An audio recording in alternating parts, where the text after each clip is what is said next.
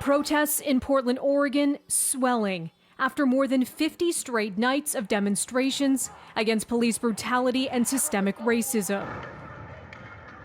Dozens of mothers dressed in yellow among those outside the city's federal courthouse, the center of protests since the killing of George Floyd at the hands of Minneapolis police.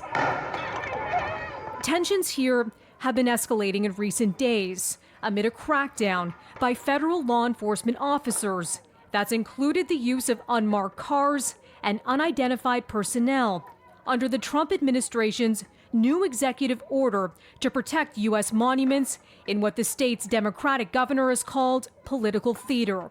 State and local leaders urging Donald Trump to remove the federal officers, but the Republican president is instead vowing to step up deployment. Some of these cities? More federal law enforcement, that I can tell you. In Portland, they've done a fantastic job. They've been there 3 days.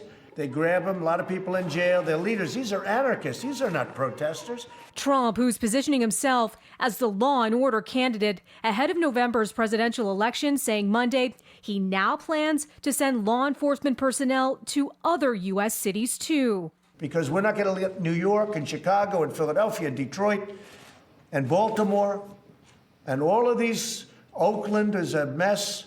We're not going to let this happen in our country, all run by liberal Democrats. Also Monday in cities across the U.S. amid continued protests over Floyd's death, calls for Americans to walk off the job as part of a strike for Black lives. Now, among the demands from those behind the movement, calls to rewrite and reimagine the rules so that Black communities can thrive, and a push to dismantle racism, white supremacy, and economic exploitation.